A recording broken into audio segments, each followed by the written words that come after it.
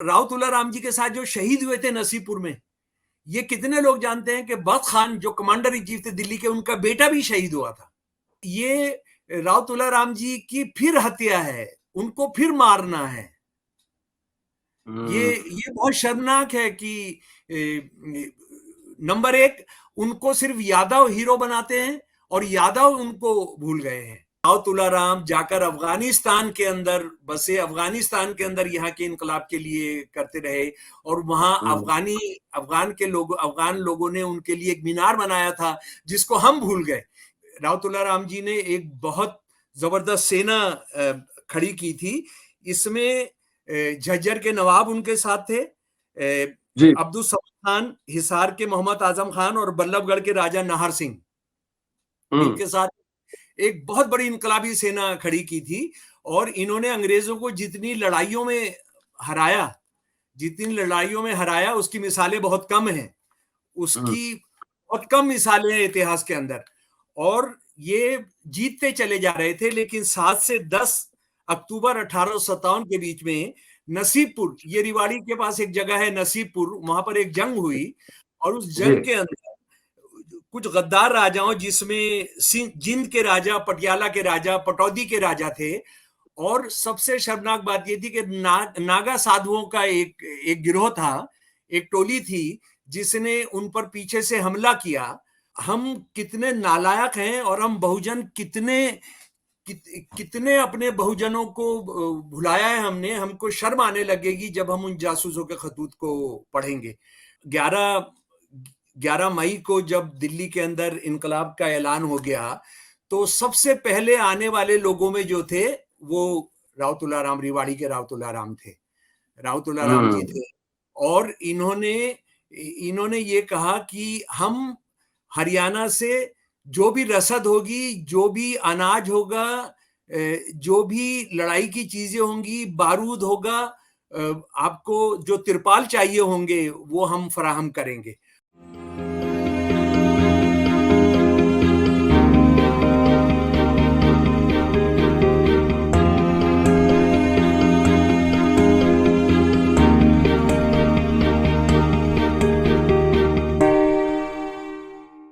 दोस्तों, रतनलाल बोल रहा हूं और आप देख रहे हैं अम्बेडकरनामा।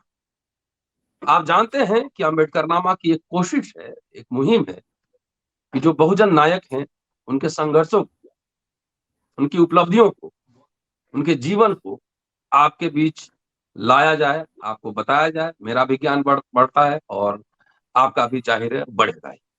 आज 9 दिसंबर है,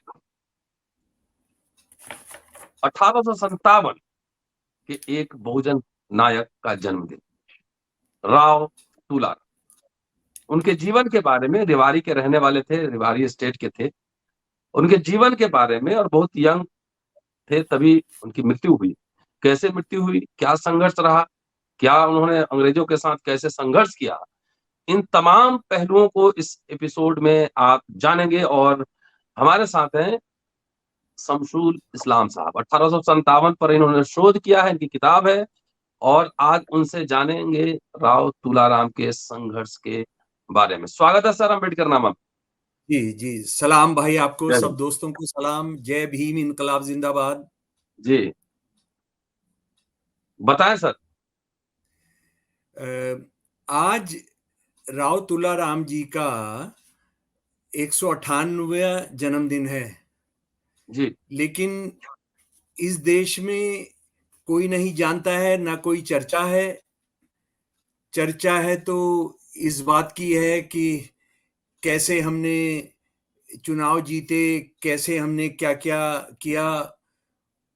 हम इस पूरे देश का जो इतिहास है, वो जो इनकलाबी इतिहास है, बहुजनों की कुर्बानियों का जो इतिहास है, उसको भुलाने का नतीजा है जो आज हम भोग रहे हैं। इस देश के अंदर जो कुछ हम हो रहा है, हमारे देश के जो प्रधानमंत्री हैं, जो सारे देश के प्रधानमंत्री हैं, हमारे देश के जो होम मिनिस्टर हैं, जो सारे देश के होम मिनिस्टर हैं, वो सिर्फ गुजरात के प्राइम मिनिस्टर और गुजरात के होम मिनिस्टर बन गए। ये हमारे आज सच हमारे सामने निकल कर आ रहा है। लेकिन आप देखिए, छोटे से कस्बों में, छोटे से इलाकों में, छोटे से शहरों में रहने वाले लोगों ने इस देश के लिए क्या क्या किया था, क्या क्या किया था, उसमें हजारों हजारों लाखों जो दास्तानें हैं उसमें से एक दास्तान आज 9 दिसंबर को हमने उसको याद करना बहुत जरूरी है।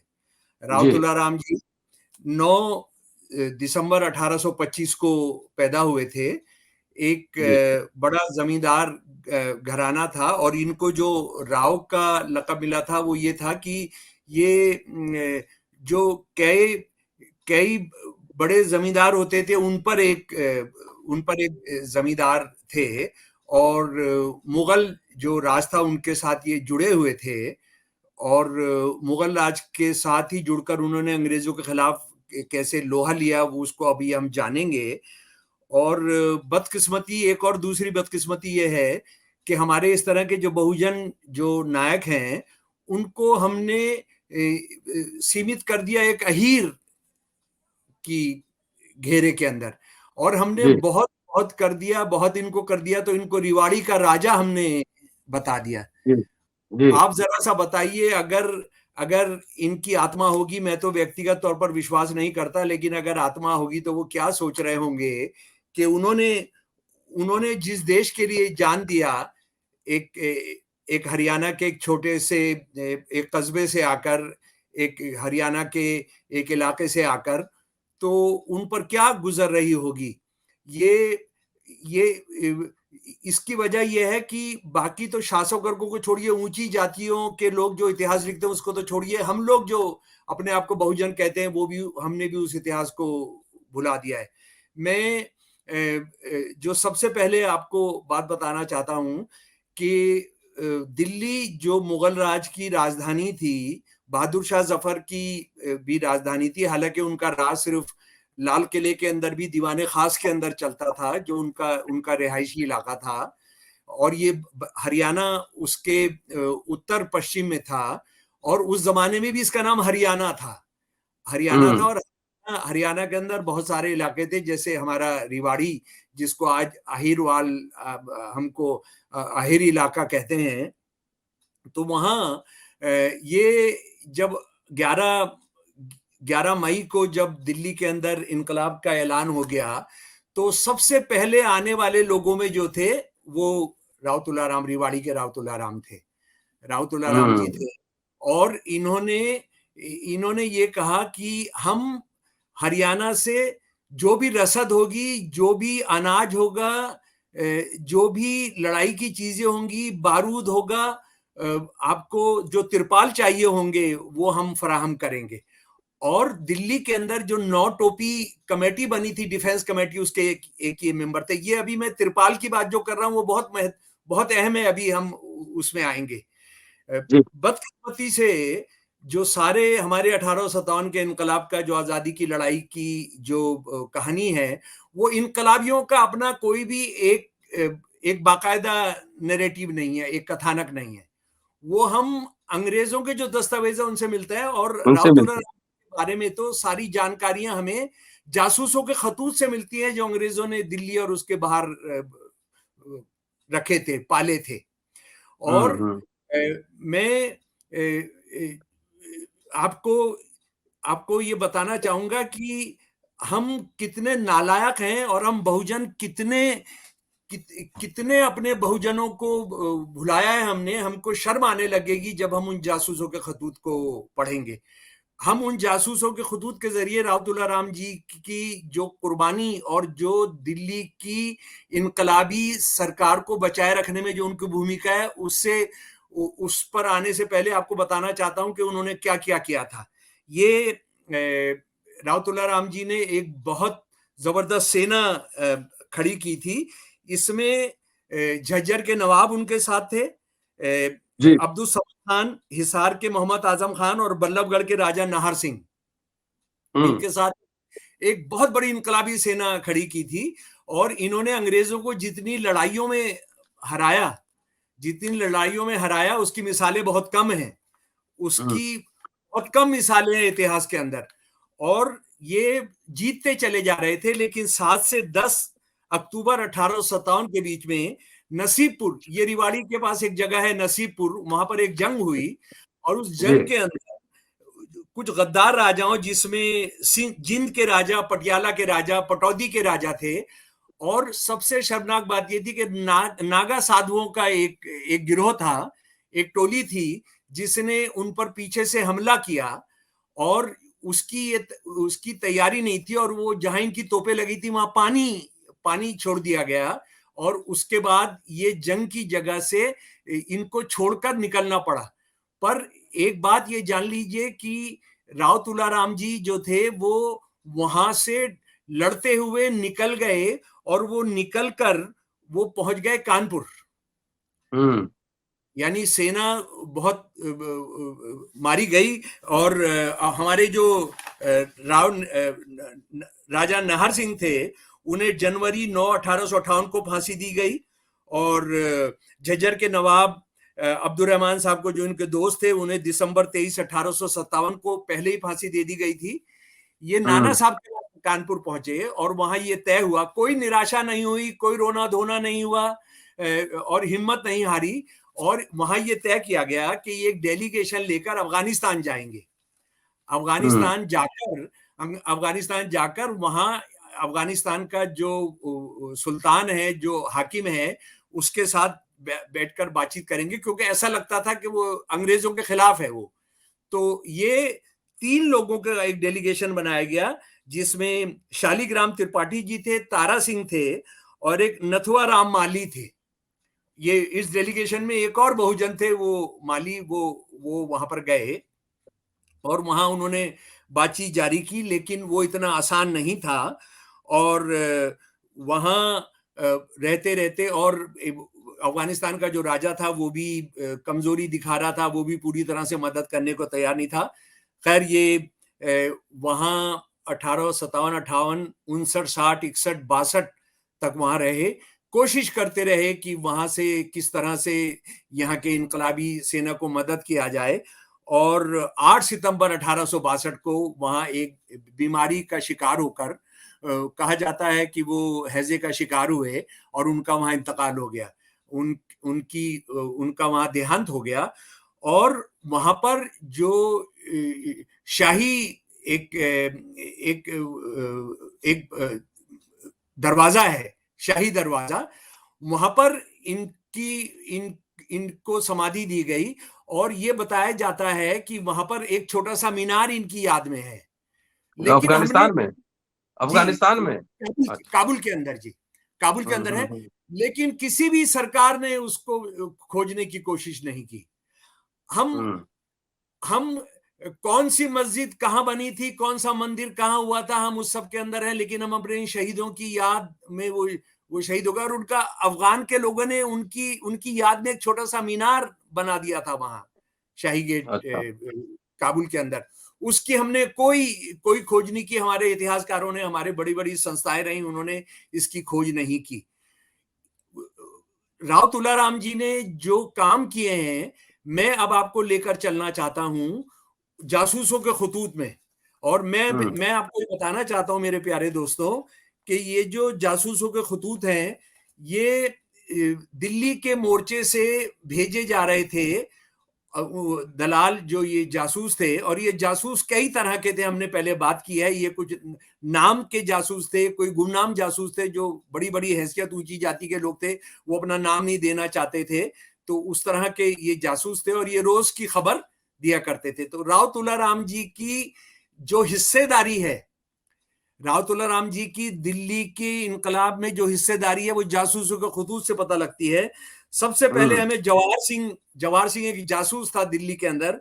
वो जून 28 1857 को अंग्रेजों को, ये जहां दिल्ली यूनिवर्सिटी है, जो ये पहाड़ी है, वहां पर उनका कब्जा था। वहां लिख रहे हैं कि रोहेलखंड से एक बहुत बड़ी सेना आई है, और नीमच से एक सेना आई है, महू से एक सेना आई है, और उसको खाने पिलाने का इंतजाम जो है रिवाड़ी के राव साहब को दिया गया है।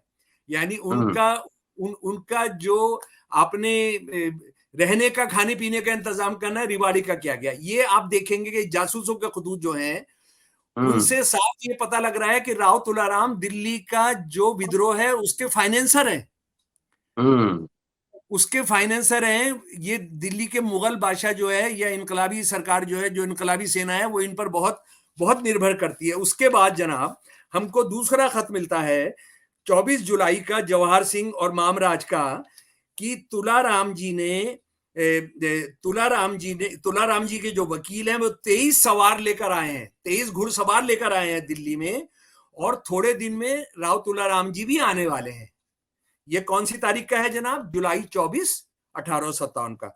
फिर उसके बाद जुलाई 25 1857 का है, जुलाई 25 1857 का, कि राव तुलाराम जी खुद 10,000 रुपए लेकर आए हैं। आप अंदाजा कीजिए 10,000 रुपए उस जमाने के, 10,000 रुपए लेकर आए हैं, और उन्होंने कहा है कि अभी जो फसल कटेगी तो हम और पैसा देंगे। उसके बाद हमको अगला खत मिलता है, अगला खत है ये सेदू, सॉरी अननोन स्पाई है, ये बड़ा ऊंची जाति का कोई आदमी है, बहादुर शाह जफर की जो कोर्ट है उसका एक आदमी है, वो ये लिखते हैं कि ये राव तुलाराम जी ने कि वहां किसी को बताया है, जो टोंक के महाराजा हैं, कि लड़ाई जबरदस्त जारी है और हम अभी तक अंग्रेजों को हिंद महासागर में नहीं फेंक पाए हैं। यानी वो जो टोंक का महाराजा है उसकी हिम्मत भी बंधवा रहे हैं कि ऐसी बात नहीं, लड़ाई जारी है। उसके बाद जनाब एक खत है हमारा गौरी शंकर का, अगस्त 21 1857 का। राजा ऑफ बल्लभगढ़ ने 10,000 रुपए भेजे हैं और तुलाराम जी के हाथ यहाँ की लड़ाई के लिए। और उसके बाद एक और इंपॉर्टेंट खत है गौरी शंकर का, और उसमें यह है कि गौरी शंकर ने राव तुलाराम जी से, गौरी शंकर ने लिखा है कि बख्त खान जो सेना के, इंकलाबी सेना के कमांडर थे, उन्होंने राव तुलाराम जी से दरखास्त की है कि वो अपने इलाके से और पैसा जमा कर भेजें। और फतेह मोहम्मद खान का सितंबर 6 1857 का खत बहुत इंपॉर्टेंट है। आज रिवाड़ी से 50 सवार आए और राव तुलाराम जी ने 3,000 कैनवस बैग भेजने थे, जिसमें से 700 आए हैं। अब जरा ये कैनवस बैग क्या थे डॉक्टर रतन लाल जी, आप इतिहासकार हैं, इसको समझ लीजिए।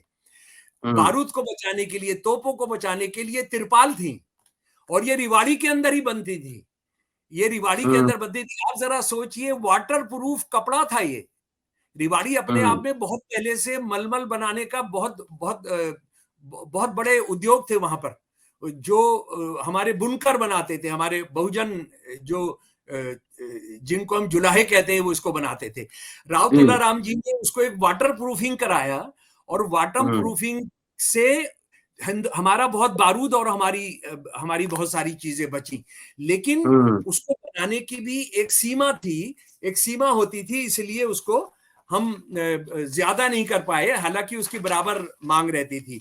सबसे इंपॉर्टेंट जो जानकारी है जो मैं ये जासूस और गद्दारों के जरिए शेयर कर रहा हूं, ये है बहादुर शाह जफर पर जो मुकदमा चला उसके मिनट्स में आपके सामने रख रहा हूं। उसके मिनट्स में एक एनेक्सर है जो अंग्रेजों का बड़ा दलाल था, और बहादुर शाह जफर का वो समधी भी था, और अंग्रेजों के साथ मिला हुआ था। मुंशी एहसानुल्लाह, ये हकीम एहसानुल्लाह, सॉरी, मुंशी वो अलग था, वो गद्दार, हकीम एहसानुल्लाह, इसकी गवाही हुई सबसे आखिर में। और इसने गवाही में रिवाड़ी के बारे में जो कहा, जरा सुन लीजिए। और जनाब ये है, जब अंग्रेज जीतने वाले हैं दिल्ली, उससे 10 दिन पहले की रिपोर्ट बता रहा है रिवाड़ी में। मैं यूं का त्यों आपको पढ़कर सुना रहा हूं। राय तुलाराम ने बख्त खां की मार्फत अपना एक एजेंट और अर्जी बादशाह के पास भेजी थी। लिखा था कि राज्य का प्रबंध हो रहा है, खरीफ की जो आमदनी आई थी वो सेना में खर्च हो गई, यदि वह इलाका प्रार्थी को दे दिया जाए तो 45,000 की भेंट देगा। विद्रोह के 3 मास बाद ये पत्र आया था, और अंग्रेजी शासन को पुनः स्थापना के 10 दिन पूर्व 45,000 रुपए भेजा था उन्होंने। ये तय हो चुका है कि हमारी हालत खराब है, हम हार जाएंगे, अंग्रेजों ने सब तरफ से घेर लिया है। ये कितने दिन पहले की बात है? 10 दिन, यानी 19 सितंबर से 10 दिन पहले कर लीजिए, तो 9 सितंबर को कितने हजार भेजे हैं? 45,000 रुपए कैश, 45,000 रुपए कैश भेजा है। और आप इसे अंदाजा कर सकते हैं, कोई निराशा और कोई भी उस तरह की हालत नहीं थी। और ये हरियाणा की इकलौती अकेली कुर्बानी नहीं, चप्पे चप्पे पर है। मैं बहुजन दोस्तों को ये बताना चाहता हूं कि 1857 की जो कुर्बानियों का इतिहास जो मैंने जमा किया है, सारे भारत के अंदर, सारे इंडिया के अंदर, हमारे देश के अंदर सबसे ज्यादा कुर्बानियां गुड़गांव की हैं। अगर एक इलाके में, किसी एक जिले के अंदर, किसी एक क्षेत्र के अंदर कुर्बानियां हैं, तो वो सबसे ज्यादा गुड़गांव की हैं। गुड़गांव के अंदर एक एक गांव के अंदर हिंदू, मुसलमान, सिख सब जातियों के लोगों के 20 साल पहले तक मीनार होते थे, उनके नाम लिखे रहते थे, जो बिल्डर्स ने सब खत्म कर दिए। भाई, मैं आपको डॉक्टर साहब, डॉक्टर दलाल, आपको ये भी बताना चाहता हूं कि हमने दिल्ली यूनिवर्सिटी में पढ़ाते हुए जो घर बनाया था, वो गुड़गांव में बनाया था, इसलिए क्योंकि यहाँ के सबसे ज्यादा शहीद थे। ये और बात है कि आज गुड़गांव हिंदुत्व की एक लेबोरेटरी, हिंदुत्व की सबसे शर्मनाक लेबोरेटरी बन गया है। और ये भी शर्मनाक है कि आज राव तुलाराम जी के जो बच्चे हैं, उनमें से बहुत सारे लोग उन दलों के साथ हैं जिन्होंने 1857 को याद नहीं किया। और वो जहां पैदा हुए, वो जिन रजवाड़ों में जहां आरएसएस वगैरह पैदा हुई, वो सारे अंग्रेजों के दलाल थे। और मैं ये भी बताना चाहता हूं, एक और कुर्बानी की दास्तान हरियाणा से ही, वो हांसी की है। हांसी में दो दोस्त थे और वो बड़े विद्वान थे, मुनीर बेग और हुकुम चंद जैन। इन्होंने भी बहुत, ये गणितज्ञ थे, ये पर्शियन के जानकार थे, फारसी के जानकार थे, संस्कृत के जानकार थे। और इन दोनों को भी फांसी दी गई थी।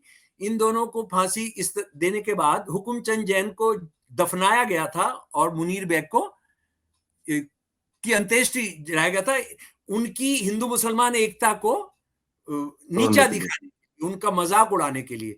तो हमको आज इसको याद रखना चाहिए।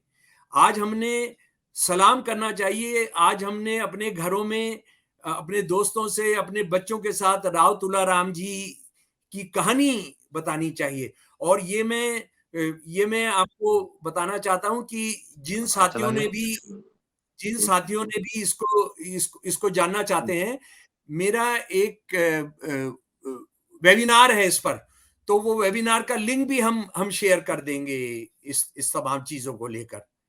जी जी जी। नहीं तो आज नेता लोगों ने, किसी ने ट्विटर फेसबुक पे राव तुलाराम की जयंती की बधाई वगैरह दी कि नहीं? नहीं, मैंने बताया है, उनके जो बड़े बड़े मंत्री शंत्री हैं, मैंने उनको बताया कि आज वो 198 साल के होते।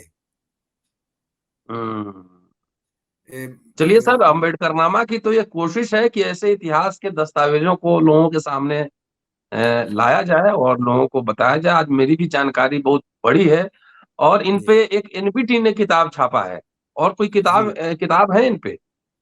नहीं, एक तो अपने यहाँ यादव जी थे, केसी यादव जी, तो उनकी किताब एनपीटी ने छापी है और उनका भी बहुत जबरदस्त काम है। वो हमारे बीच में नहीं है।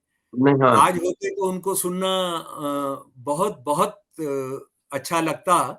और ये हिंदू मुसलमान, और खासतौर पे यहाँ पर यादव समाज को, जो यहाँ हिंदू मुसलमान कराने के अंदर जो बहुत इस्तेमाल किया जा रहा है, वो अपनी इस विरासत को जानते ही नहीं है। वो अपनी शानदार विरासत को, कि राव तुलाराम जाकर अफगानिस्तान के अंदर बसे, अफगानिस्तान के अंदर यहाँ के इनकलाब के लिए करते रहे, और वहां अफगान लोगों ने उनके लिए एक मीनार बनाया था जिसको हम भूल गए। ये जो ठेकेदार बन रहे हैं अहीर समाज के, और इसके उनको पता ही नहीं है। और बड़े शर्म की बात है, हालांकि आप जानते हैं कि उसको शायद अम्बेडकर नामे ने उस पर किया था कि जो संतोष यादव हैं, एक संतोष यादव तो आरएसएस की मुख्य अतिथि बनी थी उनके एनुअल प्रोग्राम में। तो ये राव तुलाराम जी की फिर हत्या है, उनको फिर मारना है। ये बहुत शर्मनाक है कि नंबर एक, उनको सिर्फ यादव हीरो बनाते हैं और यादव उनको भूल गए हैं। और हम और आप तो यादव नहीं है, फिर भी हम लोग भिड़े हुए हैं निकालने में इतिहास। इसीलिए तो ये देश चलेगा। इसीलिए तो बहुजन जब तक अपनी विरासत को नहीं जानेगा, बहुजन जब तक अपने इतिहास को नहीं जानेगा। अभी तक हमारा इतिहास जो है, जो लोग लिख रहे हैं वो अपने हिसाब से लिख रहे हैं। पाकिस्तान की एक दलित कविता है, एक दलित कविता है, उसकी एक लाइन में आपको पढ़कर सुना। और आप जानते हैं पाकिस्तान में भी दलितों पर उसी तरह से अत्याचार होता है जैसे हमारे यहाँ हो रहा है, मुसलमान दलितों पर, जो गैर मुस्लिम दलित हैं। उन्होंने कहा है कि मुल्ला पंडितों, तुमने हमारे लेख आसमानों में छुपा दिए, हमने उसको आजाद कराना है, हम उनको जमीन पर लेकर आएंगे।